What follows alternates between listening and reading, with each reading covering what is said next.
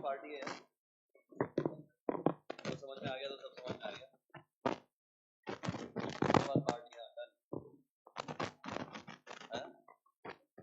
चलो बुक निकाल लो और जहां जहां मैं बोलूंगा हाईलाइट करेंगे।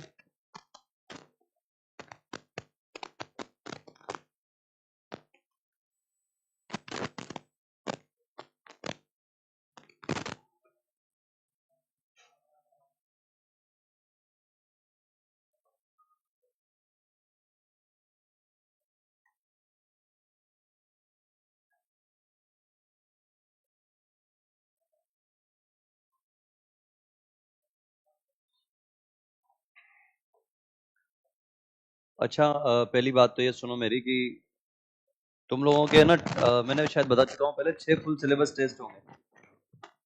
बता दिया मैंने? नहीं बताया तो सुन लो। 6 फुल सिलेबस टेस्ट है तुम्हारे, ऑफलाइन होंगे, राइट। और ये होंगे 15 जनवरी से 8 फरवरी के बीच में। ऑफलाइन होंगे, यहीं पे होंगे सेंटर पे। जितने बच्चे यहाँ आए वो जरूर आना देने के लिए। 6 में से 1 आ जाओ, 2 आ जाओ, 3 आ जाओ, 4, जैसा मर्जी, ठीक है ना। 15 जनवरी से 8 फरवरी के बीच में, क्योंकि फिर 8 फरवरी के बाद मैक्सिमम बच्चों के वो अलग अलग अपने जो स्टेट बोर्ड है वो स्टार्ट हो जाएंगे, ठीक है। क्या कोई बात नहीं, जो जा रहा है घर पे वो घर जाओ, कोई इशू नहीं है। अपने एग्जाम वगैरह की तैयारी करो, प्रैक्टिकल वगैरह की तैयारी करो। ये जो पेपर है ये आपके ऐप पे अपलोड हो जाएंगे, तो प्रिंट आउट निकलवा के सोल्व करना, पर करना जरूर, है ना। 6 पेपर है फुल सिलेबस टेस्ट, और वो इसलिए है ताकि आप लोग कनेक्टेड रहो। होगा क्या, अभी समझो आप अभी निकल गए दिसंबर एंड में, है ना, समझो 20 दिसंबर को निकल गए। अब इमेजिन करो तुम आओगे कब फिर वापस, अप्रैल के फर्स्ट वीक में। तो भाई साहब जनवरी पूरा, फरवरी पूरा, मार्च पूरा, इन 3 महीने में, दिसंबर भी मान के चलो लगभग 10 दिन दिसंबर के, इन 3 महीने में तुम ये जो चीजें है ना और ये जो फ्लो है ये सब भूल चुके होंगे। तो अप्रैल में आके तुम्हें वापस से है ना बहुत ज्यादा संघर्ष करना पड़ेगा। तो मैं चाहता हूँ कि तुम टच में रहो, कनेक्ट रहो इन सब चीजों से। इसीलिए मैंने वो पेपर प्लान किए हैं 6 पेपर, ताकि तुम्हारे मैक्सिमम बच्चे जो है उनके प्री बोर्ड एग्जाम है और कई बच्चों के प्रैक्टिकल है 1 जनवरी से लेकर 15 जनवरी के बीच में। तो प्रैक्टिकल देने के बाद वो कम से कम वो पेपर उठा के देखेंगे तो उनको लगेगा कि हाँ यार ये वाला पार्ट वीक है, ये है वो है, तो पढ़ पाओगे उस हिसाब से। बोर्ड की तैयारी भी करना, बोर्ड की तैयारी भी करना, लेकिन 1-2 घंटे या 3-4 घंटे इस तरह से डिवाइड कर लेना कि एक दिन 4 घंटे ये पढ़ूंगा, एक दिन 2 घंटे ये पढ़ूंगा, ताकि तुम कनेक्टेड रहोगे। वरना आज तक तुमने जितनी मेहनत की है ना वो सारी की सारी जीरो हो जाएगी। 3 महीने तुम खुद सोचो अपने आप में बहुत बड़ा गैप है या नहीं है। अगर 3 महीने तक तुम लोगों ने इस तरह की तैयारी नहीं की तो प्रॉब्लम हो जाएगी, इसलिए कनेक्टेड रहना, ठीक है। चलो आओ शुरू करते हैं। तो ये बात है उन दिनों की जब कुछ अच्छे महान दार्शनिक पैदा हुए और उन्होंने सोचा कि यार क्या हम इस पूरी की पूरी धरती के ऊपर जितने भी जानवर हैं इनको किसी एक बेसिस के ऊपर क्लासिफाई कर सकते हैं, ऐसा सोचा, है ना। तो कुछ लोग थे उनमें से महान, उन्होंने कहा कि एक काम करते हैं, नाम भी जानते होंगे शायद आप।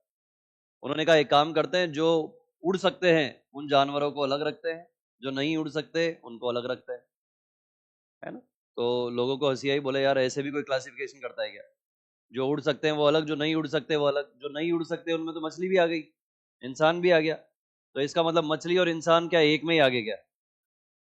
नहीं, अलग अलग है, ठीक है। एक सेकंड। तो उसके बाद फिर एक भाई साहब आए, उनका नाम तो जानते ही होंगे। उन्होंने कहा कि जिनका ब्लड रेड है वो इनाइमा, और जिनका ब्लड रेड नहीं है वो एनाइमा। कौन है? एरिस्टोटल, बिल्कुल सही बात है। तो इस तरह से क्या किया इन्होंने, इनिशिएट किया, इन्होंने इनिशिएट किया।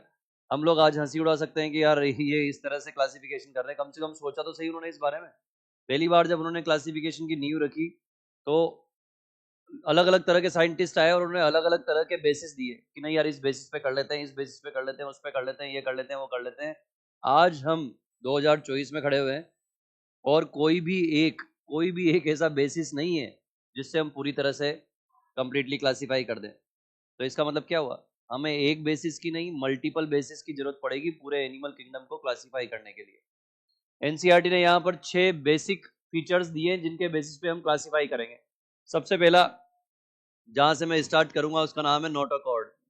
इसके अलावा सिमेट्री यानी कि बॉडी सिमेट्री, इसके अलावा level of organisation, level of organisation पढ़ाऊंगा मैं सबसे पहले लेवल ऑफ ऑर्गेनाइजेशन, लेकिन क्लासीफाई मैं इसके बेसिस पे करूंगा पहले। और बताओ, सिलोम, वेरी गुड। और बताओ, सेगमेंटेशन। और बताओ, बोलो, germinal layers, germinal layers, right. ये देखो, जर्मिनल लेयर्स।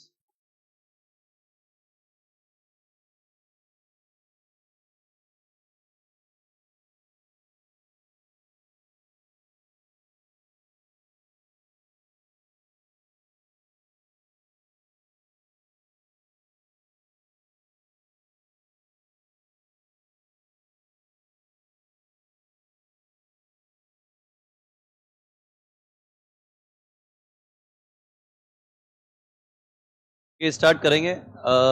नोटो कोड सबसे इंपॉर्टेंट है, तो मैं नोटो कोड के बेस पे क्लासिफिकेशन करवाऊंगा आपको यहाँ जबरदस्त तरीके से, और जब तक वो याद नहीं होगा तब तक आगे नहीं बढ़ेंगे, राइट। तो बिल्कुल रेडी रहना। इसके अलावा भी बहुत सारे बेसिस ऑफ क्लासिफिकेशन है, उनमें से आप एक दो तो वैसे भी जानते हो, जैसे on the basis of type of circulatory system, जिनका ओपन सर्कुलेटरी सिस्टम है उनको अलग रख दो, जिनका क्लोज सर्कुलेटरी सिस्टम है उनको अलग रख दो, ठीक है। और भी शायद आपने नाम सुने हो, प्रोटोस्टोमिएट, ड्यूटेरोस्टोमिएट, सुना है क्या नाम? जिनमें माउथ पहले बनता है एम्ब्रियोनिक डेवलपमेंट के दौरान, जिनमें माउथ पहले बनता है प्रोटोस्टोमिएट, जिनमें बाद में बनता है ड्यूटेरोस्टोमिएट, पता है? एंटीरोसील, शाइजोसील, कोई बात नहीं, अपन केवल इतना ही पढ़ेंगे जितना एनसीईआरटी ने दिया है। आ जाओ, तो बिल्कुल स्टेप बाय स्टेप स्टार्ट करते हैं।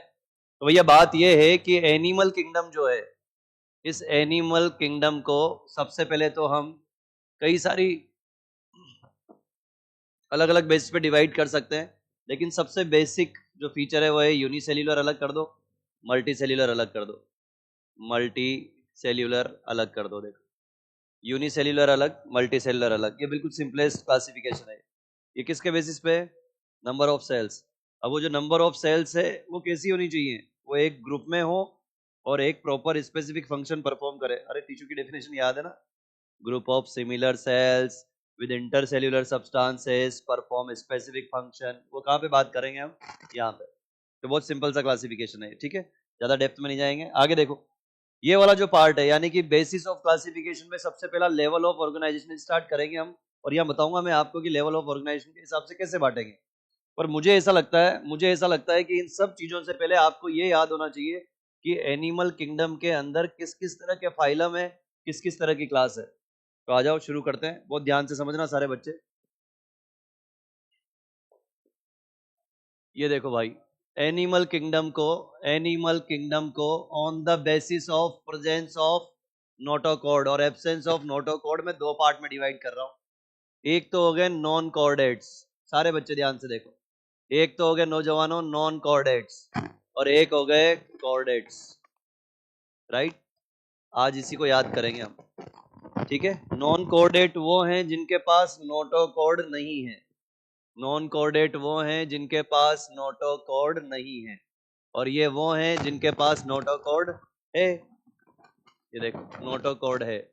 आप में से कई सारे बच्चों को पता ही नहीं होगा कि नोटोकॉर्ड क्या है, तो मैं आपको समझाता हूँ। एम्ब्रियोनिक डेवलपमेंट के टाइम पे आप खुद मुझे बताओ कि सबसे पहले फर्टिलाइजेशन हुआ, फर्टिलाइजेशन हुआ तो जायगोट बना, जायगोट के बाद 2 cell, 4 cell, 8 cell, 16 cell, 32 cell, हाँ या ना? मोरूला बना, ब्लास्टुला बना, फिर ब्लास्टुला जाके चिपक गया, चिपकने के बाद न्यूट्रिशन लिया और क्या बना? वो एम्ब्रियो। आप मुझे बताओ, जब एम्ब्रियो बना तब उसमें हड्डियां थी क्या? कार्टिलेज थी क्या? नहीं थी। तो फिर वो एक प्रॉपर सिमेट्री में कैसे था? नोटोकॉर्ड थी। जब स्टार्टिंग में ये सारी की सारी चीजें डेवलप हुई लेट एम्ब्रियोनिक स्टेज में, तो वहां पे नोटोकॉर्ड डेवलप हुई। नोटोकॉर्ड एक बेसिक फ्रेम बनाया नोटोकॉर्ड ने, उस बेसिक फ्रेम के चारों तरफ अलग अलग ऑर्गन डेवलप हुए। फिर बाद में कहीं जाकर कार्टिलेज बनी, फिर बाद में कहीं जाकर बोन बनी। समझ में आया? तो सबसे पहले एक बेसिक सिमेट्री में एम्ब्रियोनिक डेवलपमेंट हुआ। वो क्यों हो पाया? क्योंकि उनके पास नोटोकॉर्ड थी। नोटोकॉर्ड कैसी होती है? एक रोड लाइक स्ट्रक्चर है। नोटोकॉर्ड कैसी स्ट्रक्चर है बेटा? Road like. ये चैप्टर खत्म होने तक आप इसके बारे में बहुत कुछ जान चुके होंगे, मजा आएगा पढ़ने का, टेंशन ना लो, बिल्कुल हल्के हल्के धीरे धीरे पढ़ा रहा हूँ अभी। तो जिनके अंदर नोटोकॉर्ड एब्सेंट है उनको बोलते हैं नॉन कॉर्डेट्स, जिनके अंदर प्रेजेंट है उनको बोलते हैं कॉर्डेट्स। अब ये जो नॉन कॉर्डेट्स है, इसको याद करने की ट्रिक देखो, इसको याद करने की ट्रिक है बेटा PNT, पा, आ में 3 बार आ, और मी, ठीक है, PNT, पा मी। सारे बच्चे याद करेंगे, यहीं पे याद करके जाएंगे आज घर पे, PNT पा मी, ठीक है। इसमें आ रही क्या आवाज? अच्छा ऐसा है, तुझे किसने बताया इतनी सारी बातें?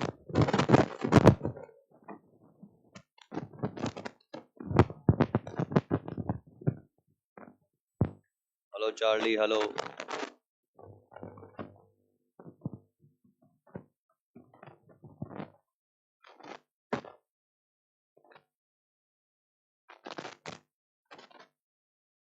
अभी आ रही? कम हो गई? अब नहीं आ रही ना आवाज?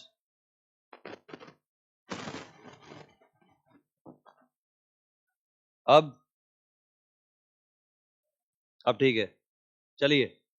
तो PNT पामी से स्टार्ट करेंगे। पी का मतलब यहां पर है बच्चे पोरीफेरा, पी का मतलब है पोरीफेरा, ये देखो। एन, एन का मतलब है निडेरिया, सी साइलेंट है, सी साइलेंट है, निडेरिया।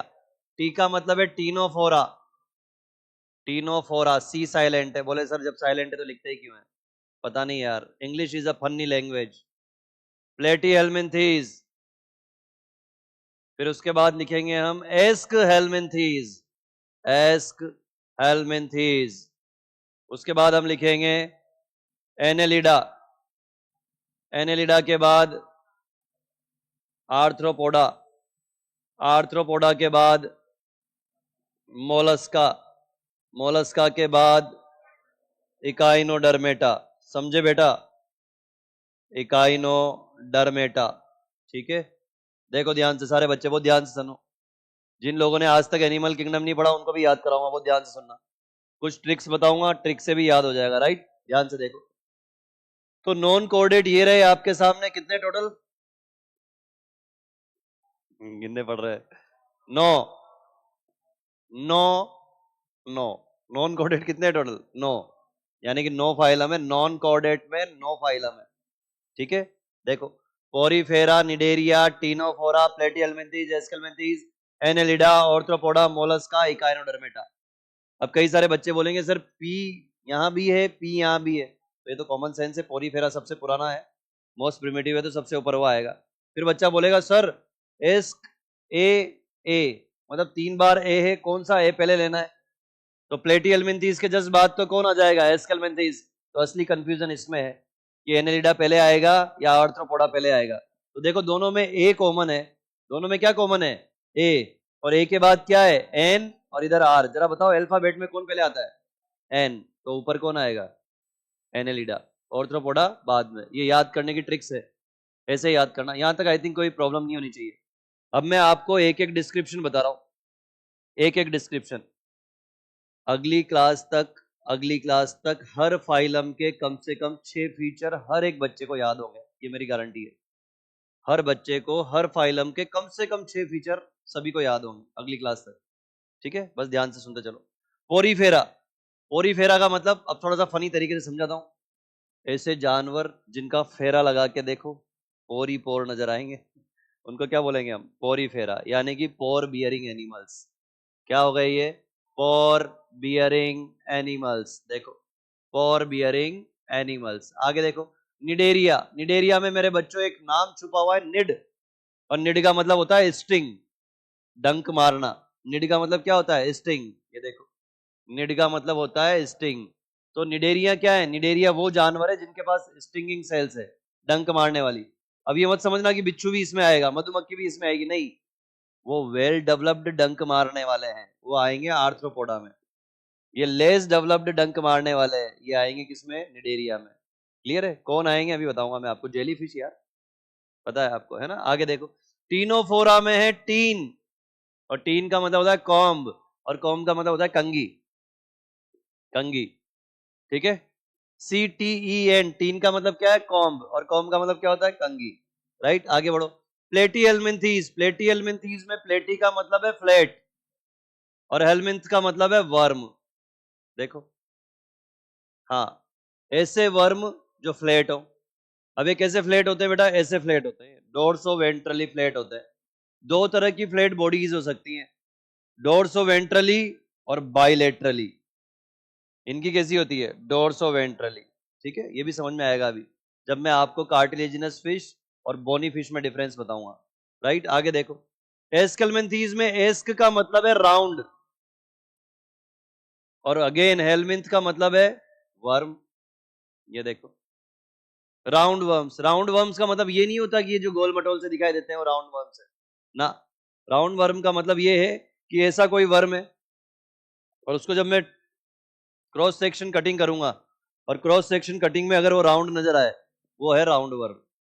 इसको क्रॉस सेक्शन कटिंग करूंगा तो कौन सा नजर आएगा बताओ?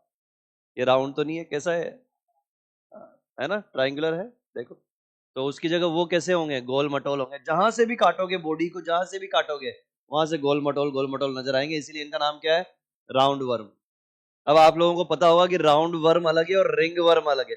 Ring worm human health and disease में पढ़ा चुका हूं, याद आ रहा है? ट्राइकोफाइटोन, एपिडर्मोफाइटोन, हाँ याद आ रहा है ना? देखो, तो ये राउंड वर्म हो गए। अगला देखते हैं, एनेलिडा।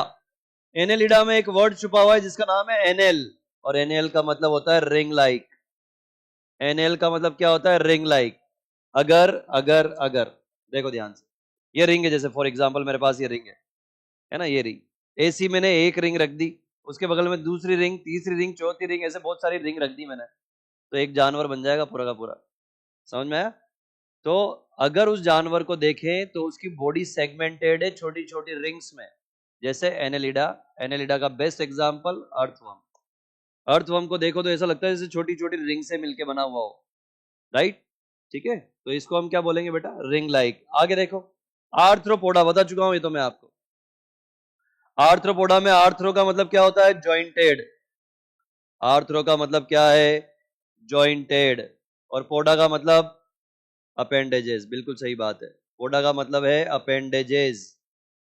ये देखो, जैसे मकड़ी, कॉकरोच, मक्खी, मच्छर, इनके अगर पैरों को देखोगे तो ऐसा लगता है कि छोटे छोटे टुकड़ों को जोड़ के बनाया गया हो। तो जॉइंटेड अपेंडेजेस। मोलस्का। मोलस्का में मोलस एक वर्ड है, मोलस, और मोलस का मतलब होता है सॉफ्ट बॉडी। क्या होता है मोलस का मतलब? Soft body. ये देखो, मोलस का मतलब होता है सॉफ्ट बॉडी। स्नेल देखा है? स्नेल चलता है घास में, छोटा सा, कैसा होता है? गिचपिच सा होता है, सॉफ्ट सॉफ्ट सा होता है, ऐसे हाथ लगा के देखो, छू के देखो, है ना? तो ये मोलस्का में आएगा। लास्ट वाला देखो, इकाइनोडर्मेटा। इकाइनोडर्मेटा में इकाइन को अलग करेंगे और डर्मा को अलग करेंगे।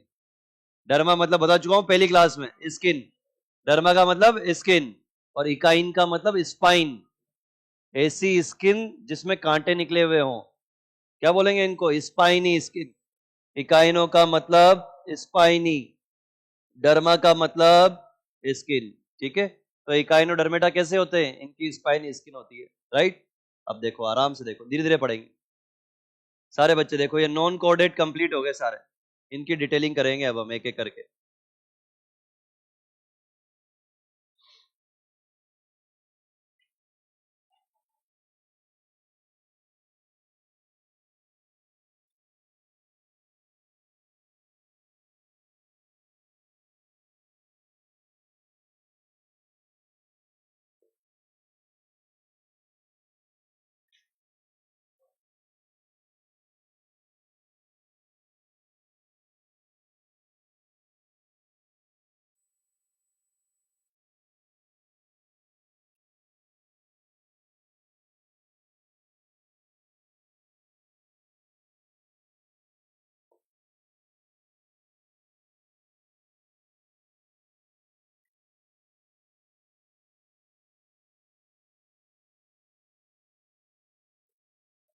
देख लिया?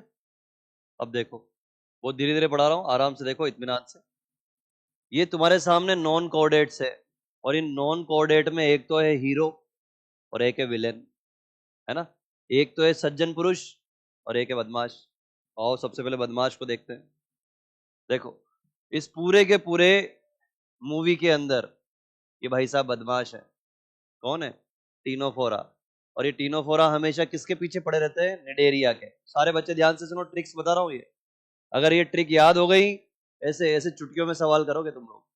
देखो टीनोफोरा किसके पीछे पड़ा रहता है? निडेरिया के। क्या डायलॉग मारता है? तू जहां जहां मैं वहां वहां। तुम्हें भी ये डायलॉग याद रखना है। कौन बोलता है? टीनोफोरा। तू जहां जहां मैं वहां वहां। तो ये क्यों डायलॉग मारा हमने? इसलिए कि भैया निडेरिया के जो मैक्सिमम फीचर है वो सारे के सारे कौन फॉलो करता है? टीनोफोरा। याद रखना। तो समझो तुम्हें निडेरिया के फीचर पता हो और तुमसे टीनोफोरा का पूछ ले और तुम्हें टीनोफोरा का याद नहीं आ रहा हो, तो निडेरिया का जो फीचर है वही टीनोफोरा का लगा देना। ठीक है।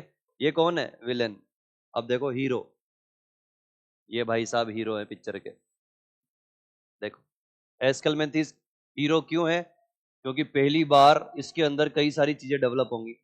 वेल डेवलप्ड मस्कुलर फेरिंग्स इसके अंदर आएगा। एलिमेंट्री कैनाल कंप्लीट इसके अंदर होगी। फीमेल्स मेल से ज्यादा लंबी इसके अंदर होगी, है ना। तो बहुत सारी चीजें जो इसके अंदर पहली बार डेवलप होगी। किसमें? एस्कलमेंथीज में। तो समझ में आ रहा है? तो ये हीरो है। ये क्या करेगा? वक्त बदल देगा, हालात बदल देगा, जज्बात बदल देगा, सारी चीजें बदल जाएगी यहाँ से। इन सब में अगर तुम देखोगे तो तुम्हें इवोल्यूशन होता हुआ दिखाई दे रहा है। सबसे लेस डेवलप्ड ये रहा। जब आगे बढ़ोगे तो तुम्हें वेल डेवलप्ड नजर आएंगे। कैसे? अभी बता रहा हूं। ये क्लियर हो गया सबको? कोई कंफ्यूजन? पक्का? आइए आगे देखते हैं। अब मैं हेमी कोऑर्डिनेट को छोड़ रहा हूं। अभी एक और होता है हेमी कोऑर्डिनेट, उसको छोड़ रहा हूं अभी, उसको भी समझाऊंगा। आ जाओ अब कोऑर्डिनेट पे आ जाओ। कोऑर्डिनेट जो है बेटा, कोऑर्डिनेट को मैं दो पार्ट में डिवाइड करता हूं। एक का नाम है प्रोटो कोऑर्डिनेट, एक का नाम है प्रोटो कोऑर्डिनेट। ठीक है। या फिर प्रोटो कोऑर्डिनेट को एक और नाम देते हैं। ना ना ना, प्रोटो कोऑर्डिनेट को इनको बोलते हैं हम less developed coordinate. Less developed coordinate. ठीक है। और इनको हम बोलते हैं वेल डेवलप्ड कोऑर्डिनेट। ये वेल डेवलप्ड कोऑर्डिनेट है। देखो तो कोऑर्डिनेट को दो पार्ट में डिवाइड कर रहे हैं। कोऑर्डिनेट कौन है? जिनके पास नोटोकॉर्ड है। अब पंच लाइन सुनना, ध्यान से सुनना।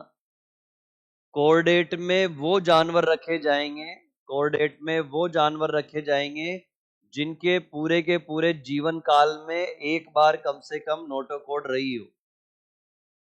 मेरी पंच लाइन समझी? किसको रखेंगे हम यहाँ पे? जिनके पूरे के पूरे लाइफ स्पान में भले ही 1 महीने के लिए रही हो, भले ही 5 दिन के लिए रही हो, और अगर नोटोकॉर्ड थी तो वो सीधे कोऑर्डिनेट में आएंगे। जैसे हमारे पास अभी नोटोकॉर्ड है क्या? नहीं है। हमारे पास किसी के पास भी अभी नोटोकॉर्ड नहीं है। वर्टिब्रल कॉलम बन चुकी है अभी। नोटोकॉर्ड कन्वर्ट होकर वर्टिब्रल कॉलम बन चुकी है।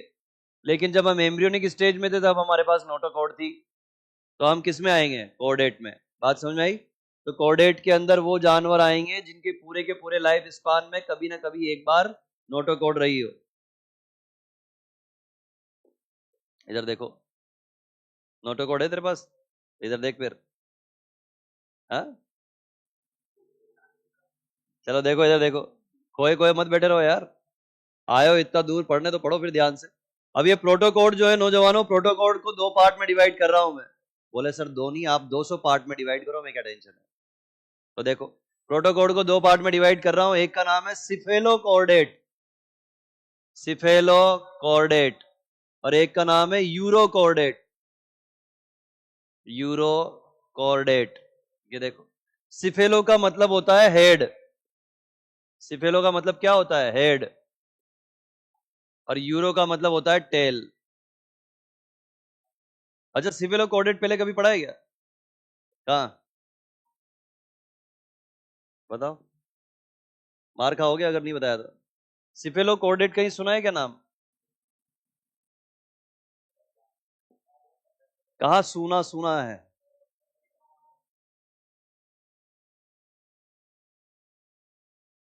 अरे पगलों, एक्सक्रीटरी सिस्टम जब पढ़ाया था तो उसमें एक टेबल बनाई थी, और उस टेबल में मैंने बताया था प्रोटोनेफ्रिडिया की ट्रिक, पीसीआर सम। याद आ रहा है? पीसीआर सम में पहला क्या था? प्लेटियलमिंथीज। दूसरा क्या था? सी फॉर सिफेलोकॉर्डेट, आर फॉर रोटीफर, और सबसे एंड में लिखा था सम एनेलिड। याद आया क्या? ये रहा सिफेलोकॉर्डेट, है ना। तो ये लेस डेवलप्ड कोऑर्डिनेट है बेटा, लेस डेवलप्ड कोऑर्डिनेट। सिफेलोकॉर्डेट वो कोऑर्डिनेट है जिनके हेड तक नोटोकॉर्ड चली गई। नोटोकॉर्ड लंबी होके कहां तक घुस गई? हेड तक। ये वो हैं जिनके पूंछ तक चली गई नोटोकॉर्ड लंबी होके। जिनके पूंछ तक चली गई यूरोकॉर्डेट, जिनमें हेड तक चली गई सिफेलोकॉर्डेट। क्लियर है? आगे बढ़ो। यूकॉर्डेट जो है, इनको यूकॉर्डेट को हम आगे एक और कैटेगराइज करते हैं, इसको एक बार और कैटेगराइज करेंगे। इसका नाम है वर्टिब्रेटा। वर्टिब्रेटा क्यों? क्योंकि यूकॉर्डेट के अंदर वर्टिब्रल कॉलम डेवलप हो गया। इसके अंदर क्या डेवलप हो गया बेटा? Vertebral column. इसको हम क्रेनिएटा भी बोलते हैं। क्यों? क्योंकि क्रेनियम भी है इसके पास। इसको हम बोलते हैं एक्रेनिएटा, क्योंकि इसके पास क्रेनियम नहीं है। ध्यान से सुनो, तो जरा बताओ इन दोनों में से वेल डेवलप कौन सा हुआ? क्यों? क्योंकि इसके पास ब्रेन को प्रोटेक्ट करने के लिए क्रेनियम है और स्पाइनल कॉर्ड को प्रोटेक्ट करने के लिए वर्टिब्रल कॉलम है। अब सोचो, जिसका सीएनएस प्रोटेक्टेड रहेगा तो वो ज्यादा चतुर चालाक और डेंजर को भांपने वाला होगा, खतरे को पहले महसूस कर लेगा। ये समझ रहे हो? ज्यादा प्रोटेक्टिव होगा ये वाला। तो इससे ज्यादा डेवलप हुआ कि नहीं हुआ? अब वर्टिब्रेटा को मैं दो पार्ट में डिवाइड कर रहा हूं। वर्टिब्रेटा को नौजवानों दो पार्ट में डिवाइड कर रहा हूं। एक का नाम है एग्नेथा और एक का नाम है ग्नेथोस्टोमेटा। ग्नेथोस्टोमेटा रटना नहीं है कुछ भी, सब याद करा रहा हूं मैं। एग्नेथा, एग्नेथा में ए का मतलब होता है एब्सेंट। ए का मतलब होता है बेटा एब्सेंट। और गनेथा, गनेथा का मतलब होता है जो। ये वो है जिनके मुंह में जबड़े नहीं है। जबड़े नहीं है ये, है ना? ये ब्लड सक करते हैं, खून चूस लेते हैं, ये ब्लड सक करते हैं। इनके सबके रियल इमेज दिखाऊंगा तुम्हें, रियल इमेज। दिमाग घूम जाएगा तुम्हारा। एक भी है ना कंप्यूटर से बनाई हुई फोटो नहीं है, सारी की सारी रियल फोटो दिखाऊंगा। पूरे एनिमल किंगडम के जितने जानवर है सबकी फोटो देखेंगे अपन, बिल्कुल रियल, मजा आएगा। देखो, एग्नेथा, एग्नेथा कौन से जानवर हैं? जिनके पास रीढ़ की हड्डी तो है लेकिन मुंह में जबड़े नहीं है। ठीक है, इधर आ जाओ। ग्नेथोस्टोमेटा, ग्नेथो का मतलब जो, और मेरे बच्चों स्टोमा का मतलब होता है माउथ। स्टोमा का मतलब क्या होता है? माउथ। तुम बॉटनी में पढ़ते हो स्टोमेटा। स्टोमेटा भी माउथ जैसी ओपनिंग है। गार्ड सेल्स को देखो, गार्ड सेल्स ऐसी दिखती है जैसे अपर लिप और लोअर लिप हो, देखो। और उसके बीच का जो फोरामेन है उसी को तो हम बोलते हैं स्टोमेटा। समझे कि नहीं? तो जहां जहां पर भी स्टोमा आ गया है उसका मतलब क्या है? माउथ। तो देखो क्या है इसका मतलब? ऐसे जानवर जिनके पास माउथ भी है और जबड़े भी है, ऐसे जानवर जिनके पास जबड़े हैं ही नहीं, केवल माउथ माउथ है। क्लियर है? अब ये जो ग्नेथोस्टोमेटा है इसको फिर दो पार्ट में डिवाइड कर रहा हूं मैं। ग्नेथोस्टोमेटा को मैं फिर दो पार्ट में डिवाइड कर रहा हूं। एक का नाम पाइसेस और एक का नाम टेट्रापोडा। एक का नाम टेट्रापोडा। ये देखो, पाइसेस जो है, पाइसेस में सारी मछलियां आ जाएगी। सारी मछलियां किसमें आ जाएगी? पाइसेस में। और टेट्रापोडा में जिनके पास चार अपेंडेजेस हैं।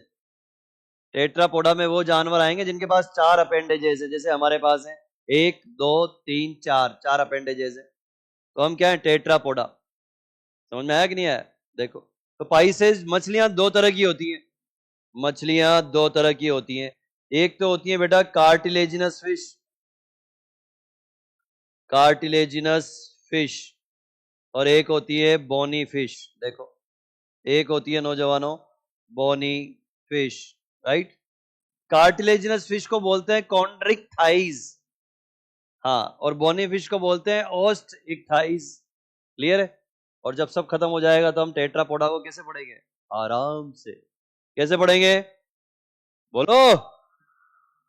आराम से पढ़ेंगे। तो ये लो लिख देता हूं मैं यहां पे, आराम। टेट्रापोडा को कैसे पढ़ोगे? आराम से। तो ये क्या है? एम्फीबियन, रेप्टाइल, एव्स और मैमल्स। ठीक है? अब देखो, ये रहा तुम्हारे सामने पूरा एनिमल किंगडम। इस धरती पर प्रेजेंट जितने भी एनिमल है उन सबको ऐसे क्लासिफाई किया है हमने। जरा बताओ सबसे ज्यादा लेस डेवलप्ड कौन सा है? जरा बताओ सबसे ज्यादा वेल डेवलप्ड कौन सा है? मैमल्स। टेट्रापोडा में भी कौन? तो उस कोने से लेके इस कोने तक, उस कोने से लेके और इस कोने तक ये पूरे एनिमल किंगडम हो गए। जरा गौर करके बताओ, जब उस कोने से इस कोने पे चलेंगे तो इवोल्यूशन होता हुआ दिखाई दे रहा है क्या? देखो, तो ये इवोल्यूशन के क्रम में जमाया हुआ है एक एक चीज को। अब इसको देखो आराम से, आराम से देखो।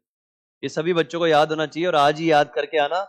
और मैं तो कहूंगा कि याद करके आज बिना देखे लिखने की कोशिश करना है इसको। जिस बच्चे ने ये बिना देखे लिख लिया उसका 20% चैप्टर कंप्लीट हो गया यहीं पे। 20%, 20% चैप्टर उसका यही कंप्लीट हो गया।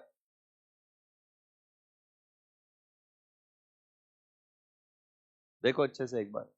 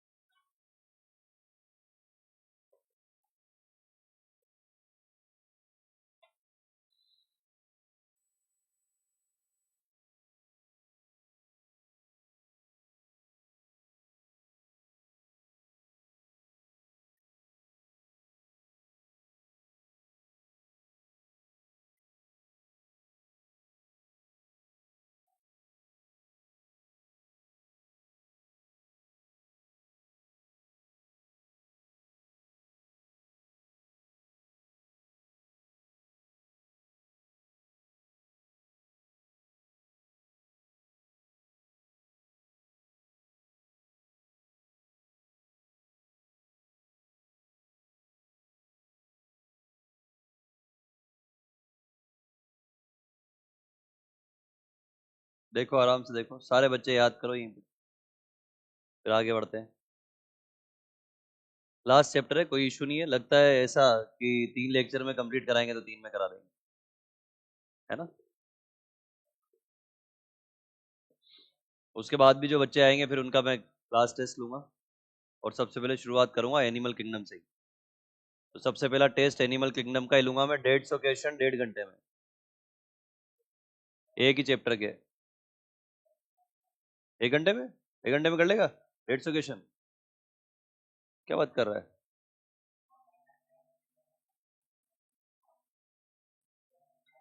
बोले सही गलत का पता नहीं है, कर तो लेगा।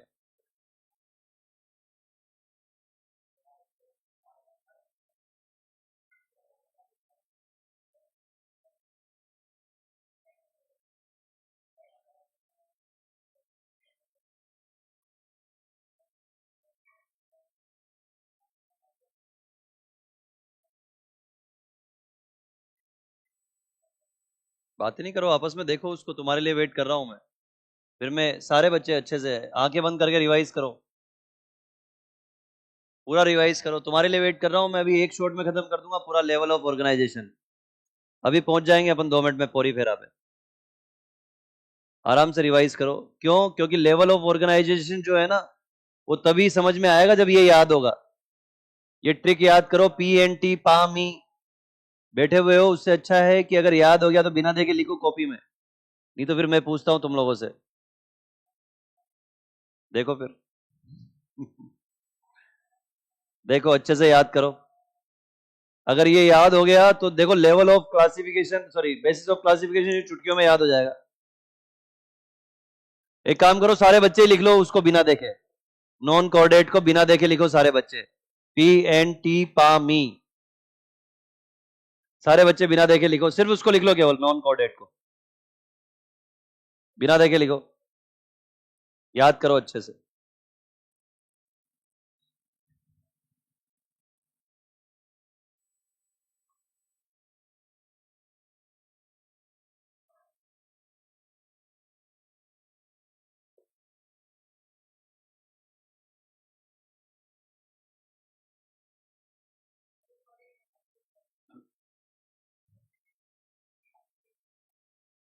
यूरो में,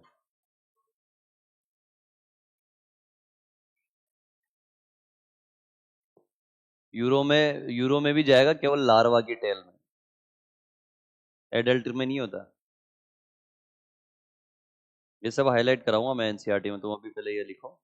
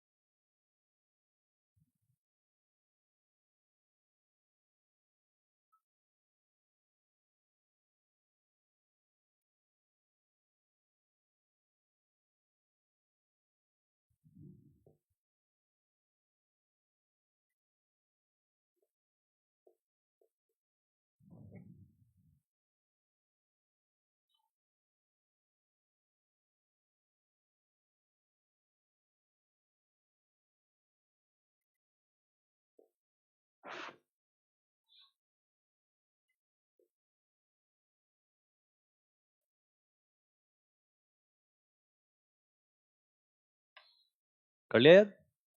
सबको याद हो गया? पूछूं? वेरी गुड, चलो आगे देखो।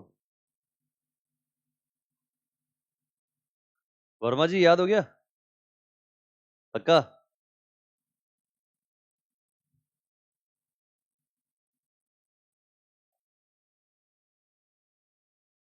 बिना देखे लिखो एक बार सब।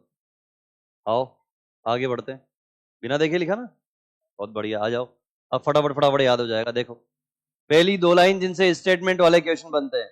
सबसे पहले तो हम लेवल ऑफ ऑर्गेनाइजेशन के बेसिस पे डिवाइड कर रहे हैं। तो लेवल ऑफ ऑर्गेनाइजेशन के बेसिस पे एनिमल किंगडम को 4 पार्ट में डिवाइड करते हैं, और आप बहुत अच्छे से जानते हैं क्योंकि आप एनिमल टिश्यू पढ़ चुके हैं। एनिमल किंगडम के 4 टाइप कौन कौन से हो गए? Cellular level, very good, tissue level, organ level, organ system level. बहुत बढ़िया।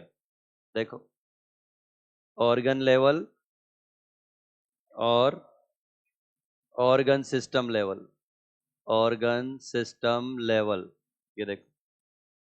ठीक है, तो 4 पार्ट में हम डिवाइड कर रहे हैं on the basis of level of organisation. जरा बताओ इन चारों में सबसे सिंपल कौन है, सबसे कॉम्प्लेक्स कौन है? ठीक है, अभी हमने क्या पढ़ा? PNT पामी। तो यहां पर सबसे पहले कौन? पोरीफेरा। जो सबसे पहले उधर है वही सबसे पहले इधर है। सेल्यूलर लेवल का एग्जांपल हो गया पोरीफेरा। पोरीफेरा के बाद कौन आता है? पोरीफेरा के बाद कौन? निडेरिया। ये लो, और तुमने डायलॉग मारा था क्या? निडेरिया जहां जहां, टीनोफोरा वहां वहां। ये लो, निडेरिया आ गया तो उसके पीछे पीछे ये भी आ गया भाई, टीनोफोरा। टीनोफोरा के बाद कौन आता है? ये लो, प्लेटीहेल्मिन्थीज यहां आ गया, प्लेटीहेल्मिन्थीज यहां आ गया। ठीक है, और मैं शुद्ध हिंदी में लिख रहा हूं, बचे हुए सारे यहां आ जाएंगे, बचे हुए सारे। हाँ बचे हुए हैं वो, बचे हुए सारे नहीं है, बचे हुए सारे। क्लियर है सबको? दोबारा देखो, दोबारा देखो, ये सबको याद है। Cellular, tissue, organ, organ system. देखो सटासट याद हो गया एक ही बार में। इसे बोल रहा हूं ट्रिक्स याद करो, तुरंत सब याद हो जाएगा। सबसे पहले वाले में सबसे पहला वाला नॉन कोऑर्डिनेट, दूसरे वाले में दूसरा वाला नॉन कोऑर्डिनेट, लेकिन दूसरे के साथ तीसरा फ्री है हमेशा। उसके बाद प्लेटीहेल्मिन्थीज, और उसके बाद बचे हुए सारे। बोलो याद हो गया क्या? देखो क्लास में याद करवा रहा हूं मैं आपको एक एक चीज। आगे देखो, क्या मैं बोल सकता हूं all members of Animalia are multi cellular? सारे के सारे मल्टी सेल्यूलर है। क्या सारे के सारे सेम ऑर्गेनाइजेशन के हैं क्या? कैसे हैं फिर? अलग अलग। तो मैं क्या बोलूंगा? All of them do not exhibit same pattern of organisation. Clear है? कुछ कंफ्यूजन? याद हो गया? चलिए आगे बढ़ते हैं। आगे देखो, अब नेक्स्ट लेके आ रहे हैं हम सिमेट्री। पहला पॉइंट खत्म, दूसरा सिमेट्री। देखो सिमेट्री क्या होता है? सिमेट्री के लिए सबसे पहले तो आपको एक जानवर लेना होगा, और उस जानवर का जो सेंटर पॉइंट होगा वहां से एक प्लेन को गुजारना होगा। अगर आप किसी जानवर के सेंटर पॉइंट से एक प्लेन को गुजारें और वो दो इक्वल पार्ट में नहीं बटे, तो इसको बोलते हैं एसिमेट्रिकल। जैसे आपने रास्ते चलते मिट्टी का ढेला उठा लिया, एक मिट्टी के ढेले के बिल्कुल सेंटर में से एक प्लेन को गुजारो, दो इक्वल पार्ट में बटेगा क्या? वो नहीं बटेगा, तो वो कैसा है? एसिमेट्रिकल। अगर आपने बीच में से एक प्लेन से गुजारा और दो इक्वल पार्ट में बट गया, तो क्या कहलाएगा? सिमेट्रिकल। अब ये सिमेट्रिकल दो तरह के हो सकते हैं। अगर मल्टीपल प्लेन से काटो, जैसे फुटबॉल, फुटबॉल को मल्टीपल प्लेन से काटो, हर बार दो पार्ट में डिवाइड होगा, तो इसको बोलेंगे रेडियल सिमेट्री। रेडियल क्यों बोल रहे हैं? क्योंकि फुटबॉल एक स्फेयर है और हम बार बार उसकी रेडियस से काट रहे हैं। देखो एक स्फेयर की अगर मल्टीपल इनफाइनाइट रेडियस हो सकती है, तो इनफाइनाइट प्लेन हो सकते हैं, इसीलिए उसको क्या बोला आपने? Radial symmetry. अब फुटबॉल की जगह ले लो इंसान को, इंसान को ऐसे काटो बीच में से यूं, तो ये वाला हिस्सा और ये वाला हिस्सा आइडेंटिकल है। इस वाले प्लेन से काटोगे तो ये और ये आइडेंटिकल है, दोनों एक जैसे हैं। आइडेंटिकल लेफ्ट, आइडेंटिकल राइट, इसको बोलेंगे बाइलेटरल। बाई मतलब दो, लेटरल दो साइड। जब आप किसी प्लेन से काटो और दो इक्वल साइड में डिवाइड हो जाए, उसको बोलते हैं बाइलेटरल। अब मैं आपसे पूछता हूं, अगर ऐसे काटोगे तो आगे का आधा और पीछे का आधा बराबर है क्या? नहीं है। समझ में आया? ये एक ही प्लेन है। तो अगर किसी जानवर को केवल काटने के लिए एक ही प्लेन अवेलेबल हो और उस प्लेन से काटने के बाद वो इक्वल पार्ट में बढ़ जाए, तो बाइलेटरल। किसी जानवर को काटने के लिए मल्टीपल प्लेन्स अवेलेबल हो और हर बार वो दो इक्वल पार्ट में बढ़ जाए, रेडियल। बोलो समझ में आया? जैसे ये रहा हाइड्रा, ये हाइड्रा है बेटा, देखो इस हाइड्रा के पास 6 टेंटेकल्स हैं। ये टेंटेकल है, इसकी आर्म्स हैं, भुजाएं हैं इसकी। कितनी है? 6। आपको 5 दिख रही होगी। 1 2 3 4 5 और एक ये रही यहाँ पे, ये 6 दिख नहीं रही। वो रेड में रेड डिजोल्व हो गया इसलिए दिख नहीं रही, 6 है। ठीक है, तो देखो ये वाला और ये वाला आर्म देखो, सबको दिख रहा है क्या? अगर इसके बीचों बीच एक प्लेन से गुजारूं मैं, बीचों बीच एक प्लेन से गुजारूं तो दो इक्वल पार्ट में बढ़ जाएगा। यहां से गुजारूं तो दो इक्वल में, ऐसे गुजारूं तो दो इक्वल में। तो जरा बताओ, एक ही प्लेन है काटने के लिए, एक से ज्यादा है? कौन सी सिमेट्री होगी? रेडियल। ये देखो इधर केकड़े को देखो, इसको केवल एक ही प्लेन से काट सकते हैं, बस केवल इस सेंटर प्लेन से। इससे काटेंगे तो दो इक्वल पार्ट में डिवाइड हो जाएगा। कितने प्लेन है? एक। तो क्या कहलाएगा? बायलैटरल। आई थिंक समझ में आ गया होगा। आ जाओ। तो when any plane passing through central axis of body does not divide it into equal halves, equal halves, halves का मतलब क्या होता है? हाफ का प्लूरल, पता है ना? नाइफ का प्लूरल क्या होता है? नाइव्स। वैसे हाफ का क्या होता है? हाफ्स। ये देखो, तो इसको क्या बोलेंगे हम? एसिमेट्रिकल। एसिमेट्रिकल, देखो राइट। इधर देखो, अगर ये डिवाइड कर दे, डिवाइडेड इनटू 2 इक्वल हाल्स, बहुत गजब की बात बताने जा रहा हूं मैं। इक्वल हाल्स, दो इक्वल पार्ट में डिवाइड कर दे तो इसको बोलेंगे हम रेडियल सिमेट्री। क्या बोलेंगे इसको हम? Radial symmetry. अब सुनो ध्यान से, अगर ये दो इक्वल लेफ्ट एंड राइट हाल्स में डिवाइड कर दे, आइडेंटिकल हाल्स में डिवाइड कर दे, देखो तो क्या कहलाएगा? ये बायलैटरल। बायलैटरल। ठीक है, अब आप में से कुछ बच्चे बोलेंगे सर क्वेश्चन कैसे आएगा और हम कैसे पता करेंगे, क्योंकि ये भी दो इक्वल पार्ट में बांट रहा है, वो भी दो इक्वल पार्ट में बांट रहा है। तो ध्यान से सुनो, जिस लाइन में ये लिखा हुआ आ जाए कि इक्वल लेफ्ट और राइट, आंख बंद करके बायलैटरल लगा देना। ठीक है, समझ में आ गया? अगर अगर अगर क्वेश्चन में लिखा आ जाए कि when any plane passing through central axis of the body divide to left and right identical halves, बताइए कौन सी सिमेट्री है? बायलैटरल। लेफ्ट और राइट अगर वो दे दे, आंख बंद करके क्या लगा दोगे? बायलैटरल। और उसने लेफ्ट राइट नहीं दिया, आइडेंटिकल हाल्स दिया है, 2 इक्वल आइडेंटिकल हाल्स दिया है, तो क्या लगाओगे? रेडियल। कुछ समझ में आया कि नहीं आया? जब एक ही प्लेन होगा तभी तो बोलोगे लेफ्ट और राइट। मल्टीपल प्लेन में कौन सा लेफ्ट और कौन सा राइट पता ही नहीं है। अगर फुटबॉल को बीच में से काटोगे तो आप एक बार काट दिया तो बोलोगे ये लेफ्ट है ये राइट है, फिर दूसरे प्लेन से काटा तो अब लेफ्ट राइट चेंज हो गया, फिर तीसरे प्लेन से काटा तो लेफ्ट राइट चेंज हो गया। इसमें लेफ्ट राइट कभी चेंज नहीं होगा, एक ही प्लेन है। तो लेफ्ट राइट का उल्लेख, लेफ्ट राइट का डिस्क्रिप्शन किस में दिया जाएगा? बायलैटरल। आई थिंक समझ में आ गया होगा। आ जाओ, एसिमेट्रिकल का एग्जांपल, एसिमेट्रिकल का एग्जांपल है स्पॉन्जेस। स्पॉन्जेस यानी कि पोरीफेरा।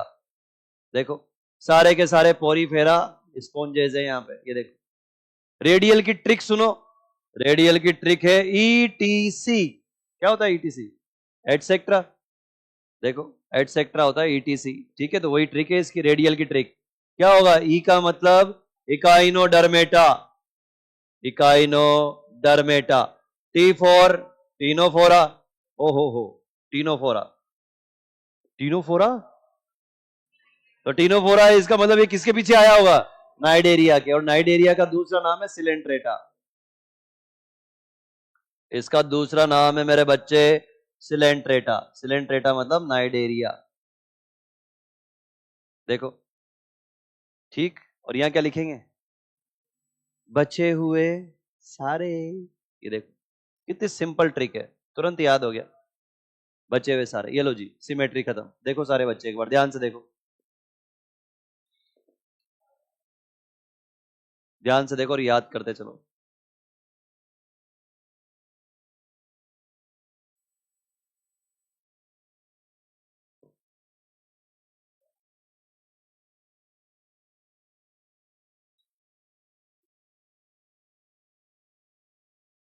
डन। अब ध्यान से एक बात और सुनो, स्पॉन्जेस के लिए बोला जाता है, स्पॉन्जेस के लिए बोला जाता है मेरे बच्चों मोस्टली एसिमेट्रिकल। क्या बोला जाता है? Mostly asymmetrical. ठीक है, मोस्टली एसिमेट्रिकल का मतलब क्या हो गया? हाँ, मोस्टली। देखो बेटा, पूरे एनिमल किंगडम में जहां पर भी ये वर्ड आ जाए, इधर देखो नौजवान मुझे पहचानता है, तो इधर देख फिर, मोस्टली, जनरली, कॉमनली, जहां पर भी ये वर्ड आ जाए मोस्टली, जनरली, कॉमनली, इसका मतलब एक्सेप्शन भी है। जब ये बोल रहा है मोस्टली एसिमेट्रिकल, इसका मतलब लगभग लगभग सारे एसिमेट्रिकल हैं, लेकिन कुछ तो हैं जो सिमेट्रिकल है। मेरी बात समझ में आई? कौन है वो सिमेट्रिकल, अभी आगे बताऊंगा। यहां तक सब समझ में आ गया? चलिए आगे बढ़ते हैं। आगे देखो, आगे देखो। अब हम बात कर रहे हैं जर्मिनल लेयर के हिसाब से। जर्मिनल लेयर इसके हिसाब से दो तरह के हो सकते हैं एनिमल्स। एनिमल या तो हो सकता है डिप्लोब्लास्टिक, या एनिमल हो सकता है ट्रिप्लोब्लास्टिक। डिप्लोब्लास्टिक एनिमल का मतलब क्या है? इधर देखो, यहां देखो सारे बच्चे ध्यान से देखो। बच्चों, एक लेयर ये अंदर नजर आ रही है, ये रही अंदर एक लेयर ग्रे कलर की। इस इधर देखो, सब इधर देखो, इस ग्रे कलर की लेयर के अंदर देखो एक एक सेल डिफरेंशिएटेड नजर आ रही है। एक लेयर बाहर नजर आ रही है, इसमें भी देखो रंग बिरंगी सी सेल्स नजर आ रही है। इन दोनों के बीच में ये जो लेयर है, इसमें कुछ भी नहीं है, ये प्लेन है। तो जरा बताओ, डिप्लोब्लास्टिक एनिमल जो हैं, इनके अंदर डिप्लो मतलब दो, दो जर्मिनल लेयर हैं, और दो जर्मिनल लेयर के बीच में ये जो लेयर है, ये डिफरेंशिएटेड है या अनडिफरेंशिएटेड? अनडिफरेंशिएटेड है, प्लेन है, ये किसी लिक्विड की बनी हुई है, सेल नहीं है इसमें एक भी। देखो, एक भी सेल नहीं है, ये याद होना चाहिए सबको। आ जाओ, तो इसमें सेल्स कैसे अरेंज होगी? Cells are arranged in two layers, दो लेयर में अरेंज होंगी। कौन कौन सी लेयर होगी? एक होगी आउटर, एक होगी इनर। एक्सटर्नल और इंटरनल भी बोल सकते हो। आउटर का नाम क्या है? एक्टोडर्म।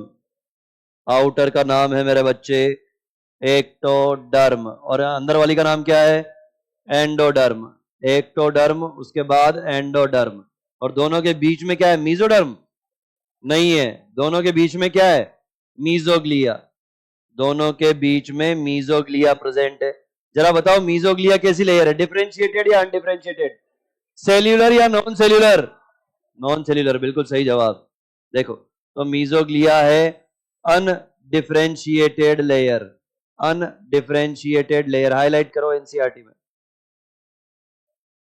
मीजोग्लिया के बारे में हाईलाइट करो। अनडिफरेंशिएटेड लेयर है, करो हाईलाइट।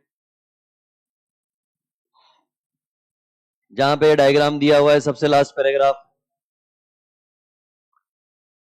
जहां ये डायग्राम दिया हुआ है ना बेटा, उसमें सबसे लास्ट वाले पैराग्राफ में देखो, undifferentiated layer mesoglea present. Triploblastic में देखो इधर डायग्राम में, देखो यहां पे कोई अनडिफरेंशिएटेड नजर आ रही है क्या? नहीं है। तो ये बाहर जो नीली नीली नजर आ रही है एक्टोडर्म, जो सबसे अंदर नजर आ रही है एंडोडर्म, और दोनों के बीच में मीजोडर्म। तो यहां पर कितनी लेयर मिलेंगी? तीन लेयर्स, थ्री लेयर्स प्रेजेंट होंगी। कौन कौन सी तीन लेयर होगी? एक्टोडर्म, फिर क्या बोलोगे? एंडोडर्म, और उसके बाद मैंने बताओ, याद करो, बोला था मैंने, सून अपीयर मीजोडर्म। ह्यूमन रिप्रोडक्शन जब पढ़ाया था तब बोला था मैंने डायलॉग। तो सबसे पहले एक्टोडर्म और एंडोडर्म साथ साथ बनती है, और उनके बीच में जल्दी ही कौन अब डेवलप हो जाती है? मीजोडर्म डेवलप हो जाती है। ये देखो, बोले सर ये तो याद हो गया, आप में अगर दम है तो एग्जाम्पल याद करा के बताओ। तो आइए देवियों और सज्जनों, देखो इधर, डिप्लोब्लास्टिक में ये आगे क्या लिखा हुआ है? डिप्लो। डिप्लो का मतलब क्या होता है? दो।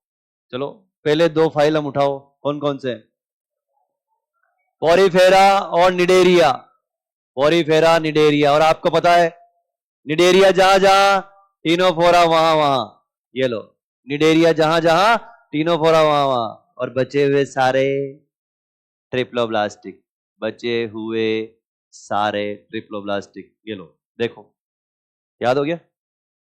देखो सारे बच्चे, समझ में तो आ रहा है ना भाई? इससे इजी ट्रिक दुनिया में नहीं मिल सकती तुम लोगों को। डिप्लो का मतलब दो, तो पहले दो फाइलम उठा लो। तो डिप्लोब्लास्टिक में कौन आएंगे? पहले दो फाइलम। लेकिन वहां पर एक पंगा है, निडेरिया जहां जहां, टीनोफोरा वहां वहां, क्योंकि टीनोफोरा ने कसम खाई है, तो जहां जहां जाएगी, पढ़ लो, पढ़, इधर पीछे पीछे आऊंगा। चलो आगे बढ़े, क्लियर है सबको? आवाज नहीं निकल रही क्या? लोगों को पता चलना चाहिए कि हाँ यार बच्चे पढ़ रहे हैं यहाँ पे। रोहित सर की क्लास में बैठ के जूलॉजी बच्चे, देखो इधर देखो है देखो इधर सिलोम, सिलोम क्या है? बॉडी कैविटी है। और बॉडी कैविटी किसके बीच में प्रेजेंट है? बॉडी वॉल और गट वॉल। अब ये क्या बदतमीजी है? ऐसे देखो, समझो आपने एक डेड बॉडी को ऐसे काट दिया, एक डेड बॉडी को ऐसे काट दिया। जब डेड बॉडी को ऐसे काट दोगे तो ये क्या है? Body wall. ये क्या है? Body wall. जब आप ऐसे डेड बॉडी को काटोगे तो देखो ये माउथ है, माउथ के बाद ये ईसोफेगस है, यहाँ स्टमक है, स्टमक के बाद यहाँ पे इंटेस्टाइन होगी। जरा बताओ वो इंटेस्टाइन भी कटेगी कि नहीं कटेगी? इंटेस्टाइन को बोलते हैं गट। क्या बोलते हैं? गट।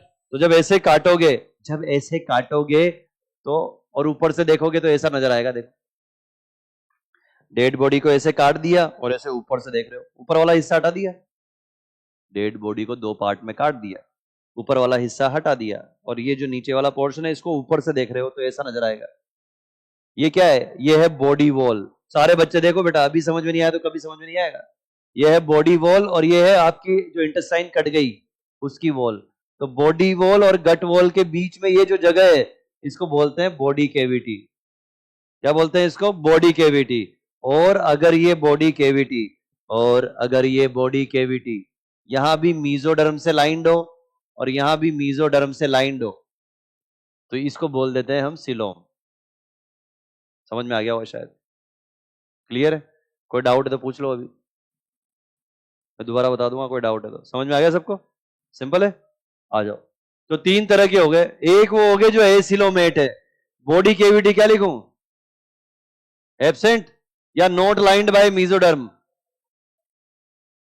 एब्सेंट यार, एब्सेंट। Body cavity absent. ठीक है, देखो इधर ये रहा, कहीं दिख रही है बॉडी कैविटी? तो ये क्या है फिर? ये गट है। ये गट है। एलिमेंट्री कैनाल जो है ना उसके अंदर का ल्यूमन है ये वाला पार्ट है, ये वाला पार्ट, ये रहा अंदर, ये वाला पार्ट है वो। पर ये वाला हिस्सा गायब है। देखो ये खाली जगह गायब है, हमारे पास है ये खाली जगह। ठीक है, अब दूसरा आ जाओ। दूसरा है मेरे बच्चों स्यूडोसिलोमेट। देखो ये वाला क्या था यहाँ पे? ये क्या है? ये गट। ये भी क्या है? गट। ये भी क्या है? गट। ये सब गट है। ठीक है, देखो जरा गट के बाहर खाली जगह मिल गई क्या यहाँ पे? हाँ मिल गई। तो ये क्या है? Body cavity. पर क्या ये बॉडी कैविटी, क्या ये बॉडी कैविटी मीजोडर्म से लाइन है? नहीं है। उसके बजाय मीजोडर्म के पाउच हैं जो बिखरे हुए हैं। देखो तो जरा बताओ ये ट्रू सिलोम है क्या? तो इसको क्या बोलेंगे? झूठी कहीं की। क्या बोलेंगे? झूठी कहीं की। और झूठे लोगों को साइंस में क्या बोलते हैं? स्यूडो। क्लियर है? आ जाओ। तो बॉडी कैविटी है क्या? अरे बॉडी कैविटी तो है ना पगलो, बॉडी कैविटी तो है पर सिलोम नहीं है वो। क्या बोलोगे? Body cavity present but not lined by, but not lined by mesoderm. Mesoderm से लाइन नहीं है, इसीलिए ये कौन सी सिलोम है? झूठी वाली। ठीक, अब इधर आ जाओ, मजा आ गया। देखो ये क्या है? बीच में गट, बाहर क्या है? सिलोम। कैसे पता? इधर भी मीजोडर्म से देखो लाइनिंग। अरे मीजोडर्म का अस्तर लगा रखा है, अस्तर। और यहां भी मीजोडर्म का अस्तर लगा रखा है। देखो तो इसको क्या बोलेंगे हम? हाँ यार ये है ट्रू सिलोम, ये हमारे अंदर मिलती है। तो आपने कभी ऐसे किसी इंसान को ऐसे काटा, डेड बॉडी को ऐसे काटा डॉक्टर बनने के बाद, और देखा तो आपको अंदर क्या मिलेगी? यहाँ पे मीजोडर्म की लाइनिंग मिलेगी और बीच में स्पेस मिलेगा। तुम्हारे जो ऑर्गन है ना, ये दुनिया भर के ऑर्गन, लंग्स वंग्स और ये दुनिया भर के ऑर्गन, वो इस खाली जगह में ही होते हैं बेटा। सिलोम में, इस खाली जगह में होता है। समझ में आ रहा है कि नहीं आ रहा? तो सिलोमेट में क्या लिखूं? Body cavity lined by mesoderm. Body cavity lined by mesoderm. बोले सर ये तो समझ में आ गया, दम है। हाँ बोलो बोलो। तो एग्जाम्पल याद करके दिखाओ। तो एक ही याद रखना है आपको, स्यूडोसिलोमेट का एग्जाम्पल है एस्क हेलमिंथीज। इसका एग्जाम्पल है मेरे बच्चे एस्क हेलमिंथीज। बस ये याद रखना है। सबको याद हो गया? अब देखो एस्क हेलमिंथीज से पहले वाले सारे, शुद्ध हिंदी में लिख रहा हूं मैं, पहले वाले सारे। एस्केलमेंथीज के पहले वाले सारे क्या है? एसिलोमेट। और बाद वाले सारे सिलोमेट। ये लो, बाद वाले सारे, बाद वाले सारे क्या है? सिलोमेट। ये लो भैया देखो,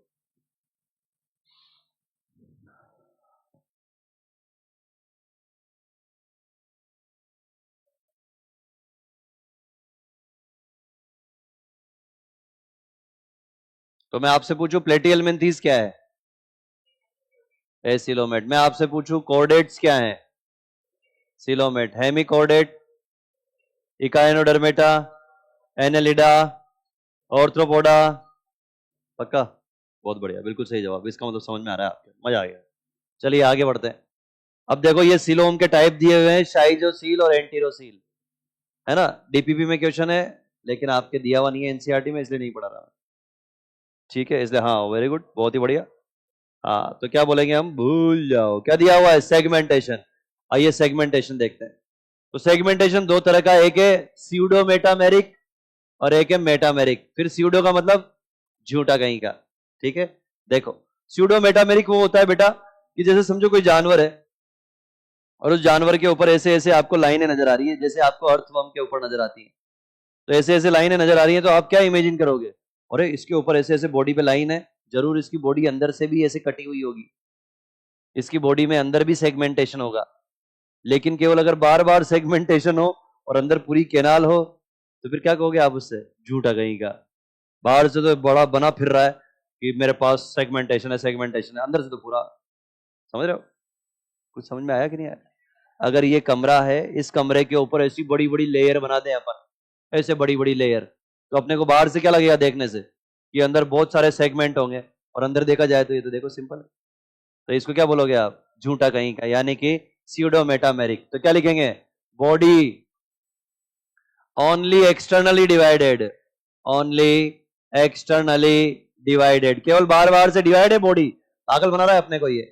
इसका एग्जाम्पल है फ्लैटवर्म्स, प्लेटिहेल्मिन्थेस। प्लेटिहेल्मिन्थेस यानी फ्लैटवर्म्स इसका एग्जाम्पल है। फ्लैटवर्म को देखोगे तो बाहर से बॉडी ऐसी दिखाई देगी जैसे डिवाइडेड है, लेकिन अंदर से नहीं। समझ में आया? इधर आ जाओ। मेटामेरिक सेगमेंटेशन में क्या होगा? बॉडी एक्सटर्नली भी डिवाइडेड है, और ये देखो एक्सटर्नली के साथ साथ इंटरनली भी डिवाइडेड है। राइट, एक्सटर्नली और इंटरनली दोनों तरह से डिवाइड है। ये इतना इंपॉर्टेंट नहीं है, एक और गजब की इंपॉर्टेंट बात सुनो।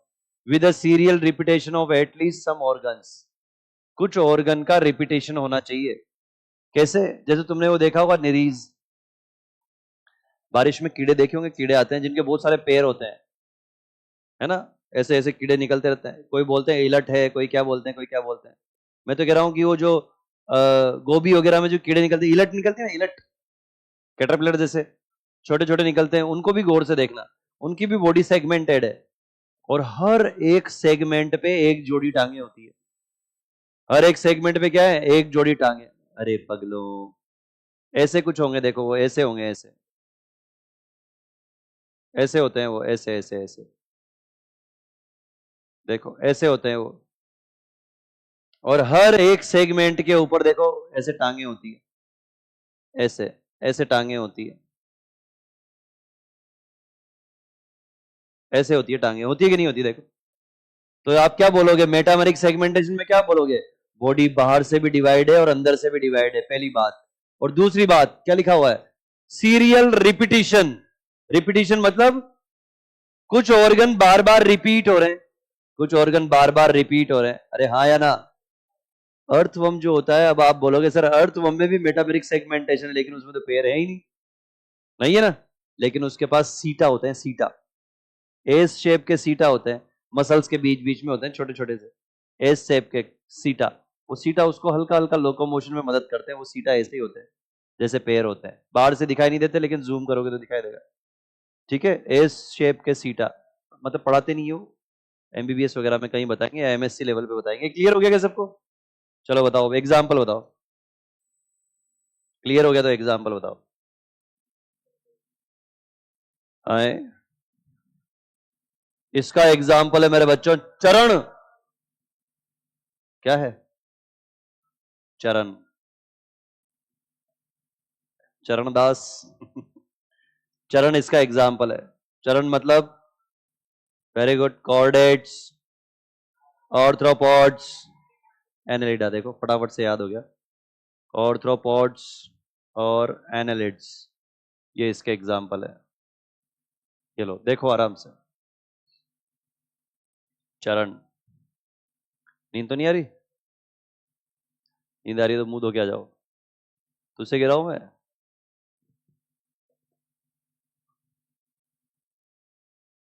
क्योंकि जब मैं पढ़ाता हूँ तो तुम्हारे चेहरे ऐसे हो जाते हैं, देखो ऐसे, जैसे मैं पढ़ा रहा हूँ बेटा, इसमें ऐसे ऐसे ऐसे ऐसे हो जाते तुम। मैं कैसे अपनी हंसी रोक के तुम्हें पढ़ा पाता हूँ, मेरी आत्मा जानती है। ऐसे अजीब अजीब चेहरे बनाते हो पढ़ते पढ़ते, ऐसा लग रहा है जैसे आंखें यूं चली जाएगी ऊपर। हो गया, याद हो गया पक्का? ये आज याद कर लेना भैया, नहीं तो फिर कोई, अब ब्रह्मा जी आके भी नहीं समझा पाएंगे तुम्हें फिर। आज याद कर लेना, आज अगर याद हो गया तो हो गया, रिवाइज कर लेना आज, ठीक है? चलो आगे देखो, आगे देखो नोटो कोड, जल्दी आ फटाफट, बहुत इंपॉर्टेंट बात बता रहा हूं, जल्दी दौड़ के जाओ और दौड़ के आ। हाँ, नोटोकोड देखो, नोटोकोड क्या है बेटा? मीजोडर्म से बनी हुई एक रोड लाइक स्ट्रक्चर है, मीजोडर्म से बनी हुई रोड लाइक स्ट्रक्चर। और ये जो स्ट्रक्चर है ये डोर्सल साइड पे बनती है। कहां बनती है ये? डोर्सल साइड पे। ईमानदारी से बताओ, कुछ समझ में आया? नहीं आया? और वैसी बातें नहीं आया समझ में? आओ जरा डूब के समझते हैं इसको, डूब के। आइए आइए आइए। अरे पगले, देखो ये मैंने क्या बनाया, मछली नहीं है ये, क्या है देखो, सुनो ध्यान से, ये हमने बनाया एम्ब्रियो। बोले सर वाह मजेदार एम्ब्रियो है। कॉर्डेट का एम्ब्रियो है मेरे बच्चों, ये कॉर्डेट्स एम्ब्रियो। क्या है ये? कॉर्डेट का एम्ब्रियो। ठीक है, बहुत ध्यान से सुनना, बिल्कुल बेसिक से पढ़ा रहा हूं। कॉर्डेट का एम्ब्रियो, अगर मैंने इस कॉर्डेट के एम्ब्रियो के बीचों बीच एक लाइन खींच दी, इस कॉर्डेट के एम्ब्रियो के बीचों बीच अगर मैंने लाइन खींच दी, तो क्या मैं बोल सकता हूं ऊपर वाला पोर्शन डोर्सल है और नीचे वाला वेंट्रल है? बोलो हाँ या ना। ऊपर वाला, इस मिड लाइन के ऊपर वाला डोर्सल, इस मिड लाइन के नीचे वाला वेंट्रल। बोलो क्लियर है क्या? अब सुनना, हाँ क्लियर है? अब सुनो, अब सुनो सुनो सुनो। अरे नहीं, ये मछली इधर देख, ये देखो, ये है नोटोकोड।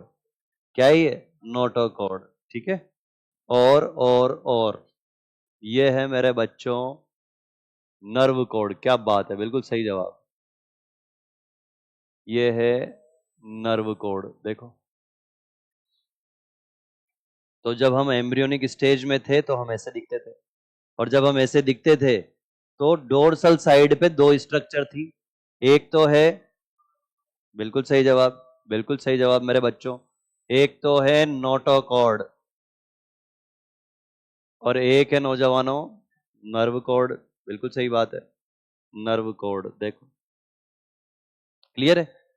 जैसे जैसे हम डेवलप होते हैं एम्ब्रियो से, हम क्या बनते हैं? फीटस। जैसे जैसे मम्मी के वोम्ब के अंदर बच्चा डेवलप होता है तो क्या होगा? ये जो नोटोकॉर्ड है, ये नोटोकॉर्ड आगे जाके बन जाएगी वर्टिब्रल कॉलम। देखो, ये आगे जाके बन जाएगी वर्टिब्रल कॉलम, और नर्व कॉर्ड आगे जाके बन जाएगी स्पाइनल कॉर्ड। कितनी गजब की बात है, देखो। अगर ये मैं तुम्हें नहीं समझाऊंगा तो तोते उड़ जाएंगे, इसलिए समझाना जरूरी है। एनसीईआरटी में कहीं नहीं लिखा हुआ है ये, मतलब डिस्क्राइब नहीं कर रखा है इसको, एनसीईआरटी ने थ्योरी में दे रखा है बस, डिस्क्राइब नहीं कर रखा। अब आपके दिमाग में आना चाहिए कि सर ये तो समझ में आ गया कि ऐसा हो जाएगा, और होगा कैसे, दिखाओ। तो आओ देखते हैं, आइए देखते हैं भाई साहब। कौन सा कलर लें? व्हाइट, व्हाइट कलर लेते हैं। आइए देखिए, होगा क्या? होगा ये कि जब ये एम्ब्रियोनिक स्टेज थी तो एम्ब्रियोनिक स्टेज में ये रहे दो पाइप, इनमें से जो नीचे वाला पाइप है जिसको आप बोल रहे हो नोटोकोड, इस नोटोकोड में थोड़ा थोड़ा गैप छोड़ के कैल्शियम जमा होने लग जाएगा। देखो इसमें क्या होगा बेटा, थोड़ा थोड़ा गैप छोड़ के ऐसे कैल्शियम जमा होने लग जाएगा। ये थोड़ा गैप छोड़ दिया, कैल्शियम जमा हो गया, गैप छोड़ दिया, कैल्शियम, कैल्शियम, कैल्शियम, कैल्शियम। देखो क्या जमा हो गया? कैल्शियम जमा हो गया थोड़ा थोड़ा गैप छोड़ के। देखो, और ये जहां पर कैल्शियम जमा हुआ है, जहां कैल्शियम जमा हुआ है वहां से ऐसे प्रोसेस निकल जाएंगे बाहर। देखो बाहर प्रोसेस निकल जाएंगे, यहां से प्रोसेस निकल के बाहर चले जाएंगे। ये देखो, आई थिंक शायद मैं थोड़ा 3D बना पा रहा हूं शायद, अगर आप लोग विजुलाइज कर पा रहे हो तो।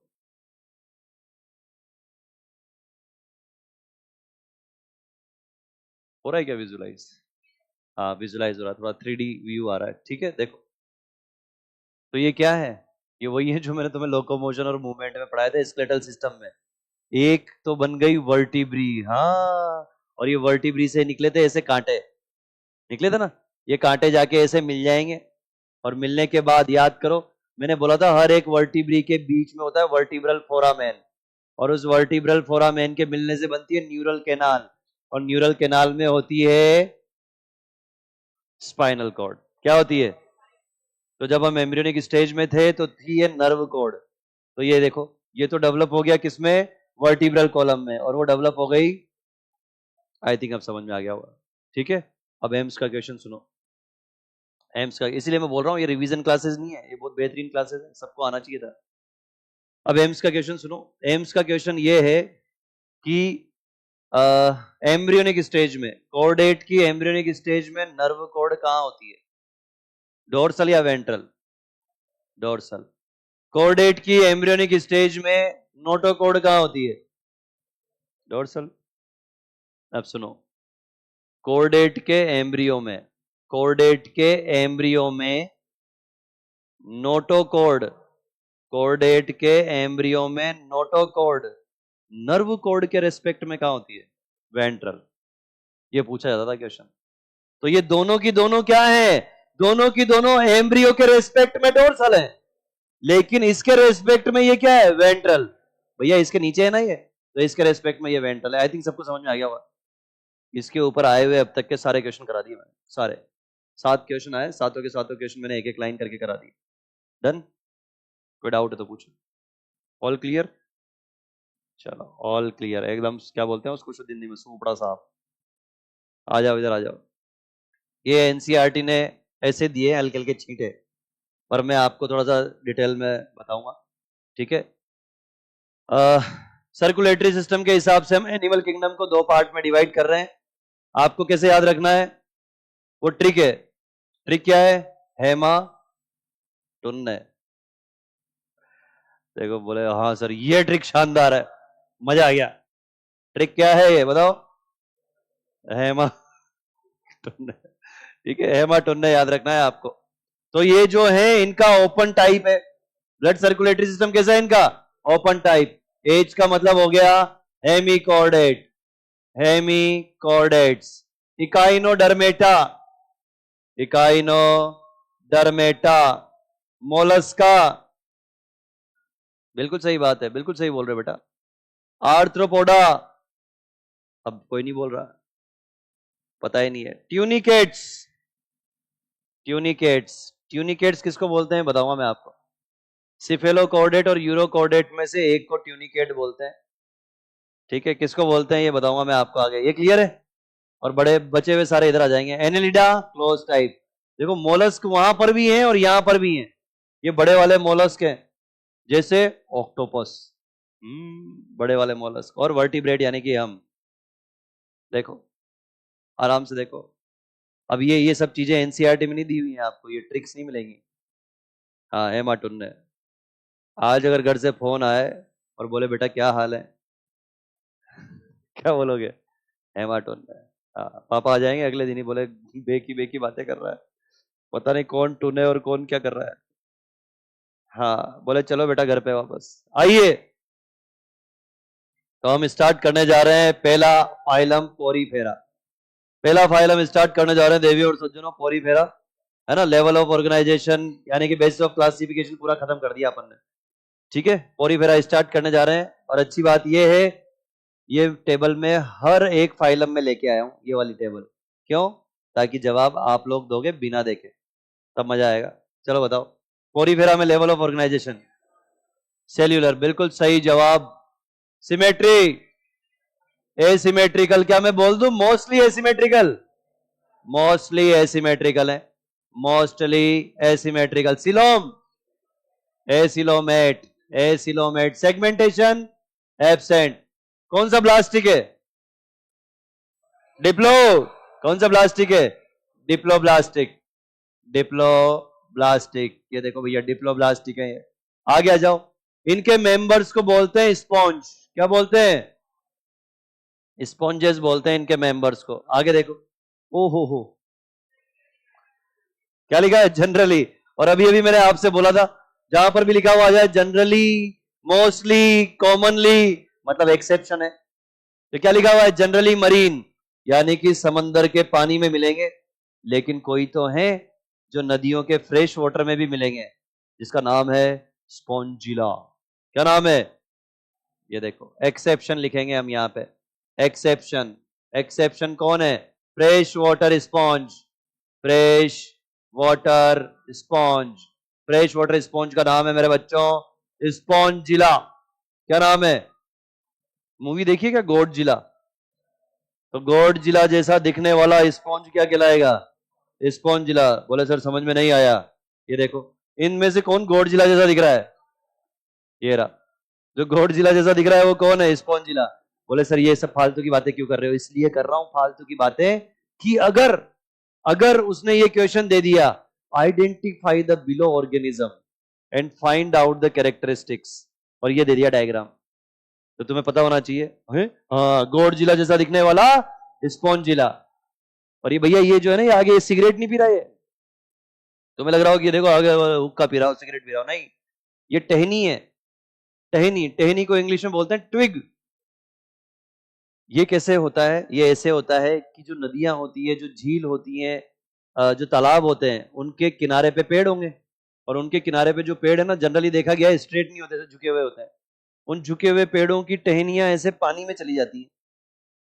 वो जो पेड़ हैं, उन पेड़ों की टहनियां ऐसे पानी में चली जाती हैं, और उन पानी में गई हुई टहनियों के चारों तरफ आके ये चिपक जाता है। तो ये टहनी है, ये आगे और पीछे।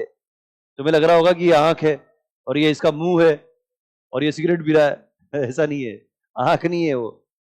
करेक्ट नहीं कर रहे उसको, आंखें नहीं होती स्पॉन्जेस के, ध्यान रखना, आंखें नहीं है वो, और मुंह भी नहीं होता। ओस्टिया होता है या फिर ओस्कुलम होता है। बोलो क्लियर है क्या? आइए आगे बढ़ते हैं। आगे देखो, इनके अंदर स्पेशल टाइप ऑफ सेल्स होती है बेटा, जिसको हम बोलते हैं कोएनोसाइट्स, जिनको हम बोलते हैं कोएनोसाइट्स, या फिर इनका नाम है collar flagellated cells. Collar flagellated cells. ये देखो, बोले सर ये क्या होती है? तो देखो ये क्या होती है, ये रही सेल। सारे बच्चे ध्यान से सुनना, ये रही सेल, और इस सेल पे लगा दिया मैंने कॉलर। इस सेल के मैंने क्या लगा दिया? कॉलर, और बीच में से निकाल दिया एक फ्लैजिला। ये लो, ये क्या है? Collar flagellated cell. क्लियर है? क्लियर है क्या? ये कॉलर फ्लैजिलेटेड सेल कैनाल में भी मिलेगी और स्पॉन्जोसील में भी मिलेगी। हाईलाइट करो, हाईलाइट करो। स्पॉन्जोसील और कैनाल दोनों के अंदर प्रेजेंट होती है। अब देखते हैं इसको कि कैसे स्पॉन्जोसील और कैनाल में ये प्रेजेंट होती है। स्पॉन्जोसील और कैनाल में ये कैसे प्रेजेंट होती है, आइए देखते हैं। ठीक है, डाइजेशन इसके अंदर होगा मेरे बच्चे इंट्रासेल्यूलर। डाइजेशन इसके अंदर होगा इंट्रासेल्यूलर। रटेंगे नहीं कुछ भी, सब याद करेंगे, सब याद करा रहा हूं अभी। स्केलेटन जो है वो बना हुआ होता है किसका? स्पॉन्जिन फाइबर, स्पॉन्जिन फाइबर या फिर स्पाइक्यूल्स का, या फिर स्पाइक्यूल्स का बना होता है। ठीक है, इसमें भी एक्सेप्शन है, except Euspongia. Euspongia देखो, और यू स्पॉन्जिया को हम क्या बोलते हैं? Bath sponge. इसको हम बोलते हैं बाथ स्पॉन्ज, राइट। देखो, जितने भी स्पॉन्ज हैं, जितने भी स्पॉन्ज हैं, उनकी सरफेस के ऊपर ऐसे कांटे कांटे से निकले हुए होते हैं, है ना। ये कांटे क्या कहलाते हैं? स्पाइक्यूल। क्या कहलाते हैं? स्पाइक्यूल। अगर छू के देखोगे तुम कभी भी इसको, स्पॉन्ज को, तो कट लगने का खतरा है हाथों में, है ना। क्या होते हैं? स्पाइक्यूल्स होते हैं। लेकिन एक ऐसा है यू स्पॉन्जिया जिसके ऊपर स्पाइक्यूल्स नहीं है, इसीलिए उसको एड़ियां रगड़ रगड़ के नहाने में काम में लेता है। बाथरूम के अंदर जो वो स्पॉन्ज है ना, जिसके अंदर वो बीच बीच में छोटी छोटी केविटीज होती है, वो यही है। इसको क्या करते हैं? अलग अलग शेप में कर देते हैं, अलग अलग कलर में डुबो के अलग कलरफुल बना देते हैं, नीला, पीला, गुलाबी, और वो एड़ियां रगड़ रगड़ के एक्सफोलिएशन करते हैं हम, पेडिक्योर, मैनिक्योर, है ना। हाँ, वो देखो, वो क्या है? वो यही है यू स्पॉन्जिया। अगर सोचे इसमें स्पाइक्यूल होते तो ये एड़ियां रगड़ते और हड्डी निकल आती थोड़ी देर में। समझ में आया? तो यू स्पॉन्जिया को क्या बोलते हैं? Bath sponge. क्यों? क्योंकि स्पाइक्यूल नहीं है, राइट। अब ये देखते हैं, ये दोनों चीजें बता रहा हूं आपको, दोनों चीजें। मैं एक भी लाइन नहीं छोड़ने वाला, एक भी लाइन, और रटेंगे नहीं कुछ भी, सब याद करेंगे। ये दोनों लाइनें बता रहा हूं मैं, देखो डायग्राम देखते हैं हम लोग। इधर बनाए, इधर ही बनाया था डायग्राम, इधर जगह है। चलो डायग्राम देखते हैं इसका, देखो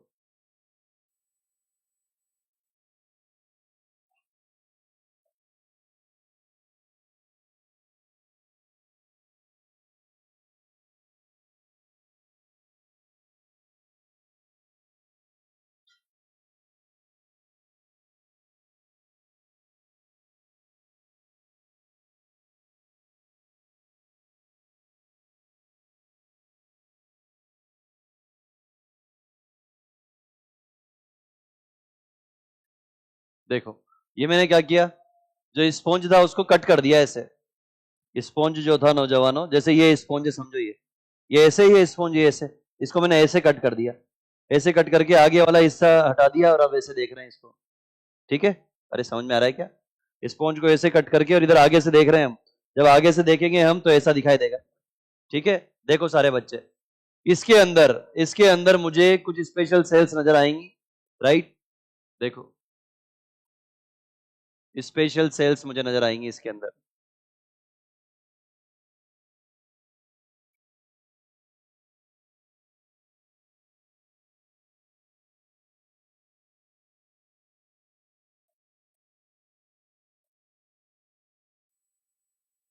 बहुत ध्यान से सुनना, मैं याद करा रहा हूं यहीं पे। ये जो स्पेशल सेल्स है, इनका नाम मैंने बताया था आपको, क्या है इनका नाम? कोएनोसाइट्स। ये देखो, ये सेल के कॉलर हैं, ये कॉलर बताए थे ना अभी। ये रहे कॉलर, इन सेल्स के कॉलर है मेरे बच्चों, ये रहे कॉलर, ये रहे कॉलर, देखो।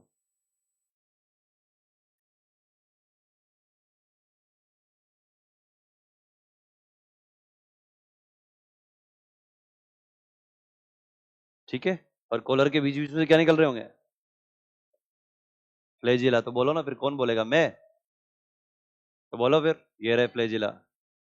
क्या निकलेंगे? फ्लैजिला निकलेंगे, देखो ये निकल रहे हैं इनके बीच बीच में से फ्लैजिला। ध्यान से सुनना सारे बच्चे, ठीक है? ये जो बीच वाली खाली जगह है, स्पॉन्ज को काटने के बाद बीच में जो खाली जगह है, इसको बोलते हैं स्पॉन्जोसील। क्या बोलते हैं इसको? स्पॉन्जोसील। देखो, और मेरे बच्चों ये दिख रहा है आपको, ये वाला पार्ट, ये कहलाता है कैनाल। क्या कहलाता है ये देखो, ये इतनी सी दिख रही है ना, इतनी सी, ये कैनाल है नौजवानों। क्या है ये? कैनाल। तो जरा बताओ कितनी कैनाल दिख रही है इसमें? 6। 1 2 3 4 5 6। और इस कैनाल का ये जो मुंह है नौजवानों, इस कैनाल का ये जो मुंह है, ये कहलाता है ओस्टिया। क्या कहलाता है ये? जरा बताओ कितने ओस्टिया? जितनी कैनाल उतने ओस्टिया। और ये वाला जो है, ये कहलाता है ओस्क्यूलम। ये बड़ा वाला छेद जो है, ये कहलाता है ओस्क्यूलम। देखो, तो होगा क्या, होगा ये कि पानी यहां से अंदर आएगा, पानी यहां से अंदर आएगा, देखो पानी यहां से अंदर आएगा, इधर से भी इधर से भी। कौन आ रहा है? ये वाटर। और कहां से बाहर निकलेगा? ऑस्क्यूलम से। देखो, ओस्टिया से अंदर आएगा और ऑस्क्यूलम से बाहर निकलेगा। कैसे? ऐसे। ध्यान से देखो सारे बच्चे, ध्यान से देखो, इधर इधर देखो। केनाल के अंदर क्या है? Collar flagellated cell. Collar flagellated cell के अंदर क्या है? फ्लैजिला। देखो, अब इमेजिन करो फ्लैजिला, ये फ्लैजिला ऐसे मूव करेगा, बाहर से अंदर की तरफ फ्लैजिला मूव करेंगे। जब फ्लैजिला बाहर से अंदर की तरफ मूव करेंगे तो क्या होगा? बाहर से पानी कहाँ आएगा? अंदर की तरफ। अंदर की तरफ आने के बाद मुझे बताओ, इस पानी को तुरंत निकाल दें या थोड़ी देर रोकें? थोड़ी देर क्यों रोकेंगे? हो सकता है इसमें फूड हो। अगर इसमें फूड होगा तो अपन क्या करेंगे? खाएंगे अपन, मतलब ये। ठीक है, अब ये कैसे खाएगा? ध्यान से देखो, ये कैसे खाएगा। मैंने अभी बताया कि कैनाल के अंदर क्या है? कोएनोसाइट। कैनाल वाली कोएनोसाइट पानी को बुला रही है, कैनाल वाली कोएनोसाइट पानी को अंदर बुला रही है। जब पानी अंदर आ जाएगा तो देखो ये क्या करेगी, ये वाली, ध्यान से देखो सब इधर, ये वाली जो स्पॉन्ज जो सील में है, ये क्या करेगी? वोरा फूड। और क्या करेगी? आजा आजा आजा आजा। वो फूड अंदर आएगा आएगा आएगा आएगा और सीधा सेल के अंदर चला जाएगा। कहां चला जाएगा? सेल के अंदर। सेल के अंदर जाने के बाद फूड को क्या कर लिया जाएगा? डाइजेस्ट। तो जरा बताओ, डाइजेशन सेल के अंदर हुआ या बाहर? क्या कहलाएगा? याद हो गया? कुछ रटने की जरूरत नहीं है, ये जो डायग्राम मैंने बनाया ना, इनसे तुम्हें पता लग जाएगा। तुमसे पूछा जाएगा ना कि बताओ भैया, बताओ स्पॉन्जेस के अंदर डाइजेशन कैसा होता है, तो तुम्हें पता है, आएगा आएगा आएगा, खा जाएगा। कैसा होता है, सेल के अंदर के बाहर? अंदर। तो ये कैसा हुआ, इंट्रासेल्युलर। बोलो क्लियर है क्या? देखो अब इसके काम क्या क्या है। सबसे यूनिक फीचर है इसका ये वाटर ट्रांसपोर्ट या केनाल सिस्टम भी बोलते हैं इसको। मैं आपसे फिर पूछता हूं, स्पोंजोसील केवल कोएनोसाइट केवल स्पोंजोसील में मिलेगी क्या? केनाल में भी मिलेगी और स्पोंजोसील में भी मिलेगी। अभी अभी हाईलाइट किया है आपने। आगे देखो, इसके 3 काम है। इसके 3 काम है। पहला काम gathering of food, gathering of food. दूसरा काम गैसियस एक्सचेंज, अरे सांस भी तो ऐसे चलेगा ये, गैसियस एक्सचेंज। और तीसरा काम एक्सक्रीशन, पानी में छोड़ देगा सारी चीजें। जो भी मेटाबॉलिक वेस्ट खा रहा है पानी में, जो भी CO2 निकालेगा सीधा पानी में, और वो CO2 वाला पानी किधर से निकल जाएगा बाहर? ओस्कुलम से। आओ, तो वाटर किधर से एंटर करेगा? ओस्टिया से। कहां जाएगा? सेंट्रल कैविटी का नाम क्या है? उसके बाद कहां जाएगा? और उससे क्लियर। आ जाओ आगे देखो, आगे देखो। सेक्सेज इसके अंदर सेपरेटेड नहीं होते, होंगे भी नहीं। क्यों? क्योंकि लेस डेवलप्ड है। नॉट सेपरेटेड, इस कंडीशन को बोलते हैं हर्मेफ्रोडाइट। हाईलाइट करो, हर्मेफ्रोडाइट। हर्मेफ्रोडाइट का मतलब होता है सेक्सेज सेपरेट नहीं है। इसका मतलब होता है कि एक जो स्पॉन्ज है वही स्पर्म भी बनाएगा और वही ओवा भी बनाएगा। ठीक है, एक स्पंज जो है वही स्पर्म बनाएगा और वही ओवा बनाएगा। रिप्रोडक्शन 2 तरीके से हो सकता है। एसेक्सुअली कैसे होगा? By fragmentation. और सेक्सुअली कैसे होगा? By gamete formation. Gamete formation, कौन कौन से गैमिट बनेंगे? स्पर्म और ओवा। फर्टिलाइजेशन कैसा है? इनडायरेक्ट। जब फर्टिलाइजेशन इनडायरेक्ट होता है तो इसका मतलब लार्वा प्रेजेंट होता है, लार्वा प्रेजेंट होता है। ठीक है, इधर देखो, ये फर्टिलाइजेशन हुआ तो क्या बना? जाइगोट। जाइगोट से क्या बना? एम्ब्रियो। अब देखना, ये एम्ब्रियो और ये रहा एडल्ट। इस एम्ब्रियो से एडल्ट बनने के लिए पहले बीच में क्या बनना पड़ेगा? लार्वा। तो जरा बताओ, ये डायरेक्ट डेवलपमेंट हुआ या इनडायरेक्ट? तो जहां जहां पर भी लार्वा प्रेजेंट है, आंखें बंद करके क्या बोलोगे? Indirect development. मैं आपसे पूछता हूं, फ्रॉग के अंदर टेडपोल लार्वा है, बताओ कौन सा डेवलपमेंट है? इनडायरेक्ट। और हमारा डायरेक्ट। हमारा तो लार्वा नहीं है ना। बहुत बढ़िया। तो डेवलपमेंट कैसा हो गया इसका? अच्छा लिख दिया क्या हमने? अच्छा फर्टिलाइजेशन में लिख दिया, ओके। फर्टिलाइजेशन कैसा होगा बताओ? इंटरनल। फर्टिलाइजेशन होगा मेरे बच्चों इंटरनल, और डेवलपमेंट होगा इनडायरेक्ट, यानी कि लार्वा प्रेजेंट, यानी कि लार्वा प्रेजेंट। इसको देखो, इसका नाम है साइकोन, दूसरा नाम है स्काइफा। स्काइफा, जो बार बार हम बोल रहे थे ना, मोस्टली एसिमेट्रिकल, मोस्टली एसिमेट्रिकल, ये रहा एक्सेप्शन। ये सिमेट्रिकल होता है। ये कैसा होता है? सिमेट्रिकल। ये गोल मटोल सा जो बेलन जैसा दिख रहा है, इसको काटोगे अगर ऐसे या ऐसे काटोगे तो देखो रेडियल सिमेट्री दिखेगी साफ साफ। देखो, इसको देखो, ये कौन है भाई साहब? नाम बोलो। You Spongia. और गोडजिला जैसा दिखने वाला? स्पॉन्जिला। और ये एक और मेरी तरफ से गिफ्ट तुम लोगों के लिए, इसका नाम है यूप्लेक्टेला। क्या नाम है इसका? यूप्लेक्टेला। एनसीईआरटी ने नहीं दिया। हाँ, इसको वीनस फ्लावर बास्केट भी बोलते हैं, वीनस फ्लावर बास्केट भी बोलते हैं इसको। ठीक है, और ये जो होता है ना, ये ब्राइडल गिफ्ट है जापान में, ब्राइडल गिफ्ट इन जापान। हाँ, जापान में जब शादी होती है तो जो दुल्हन होती है ना, उसको इसका पूरा का पूरा बुके बना के गिफ्ट किया जाता है, पूरा गुलदस्ता बना के गिफ्ट किया जाता है इसका। क्यों? देखो अब सुनो कहानी, इंटरेस्टिंग कहानी है। हाँ, तो इस चैप्टर में ऐसी बहुत सारी इंटरेस्टिंग कहानियां, मजा आएगा। सबको आना है सपरिवार, आइए।